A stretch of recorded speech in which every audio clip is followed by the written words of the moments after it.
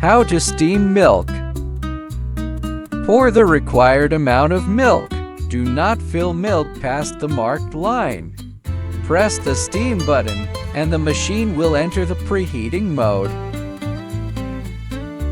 When the steam button light is steady, the steam preheating is complete. Turn the steam knob and steam will come out.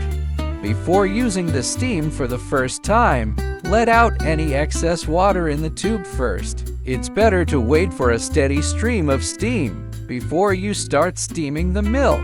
Submerge the steam wand in the milk, then turn the steam knob to froth it. You can follow the video for the right angle to position the steam wand. How deep you submerge the steam wand in the milk affects the foam thickness. Follow the animation in the video to get the foam texture you want.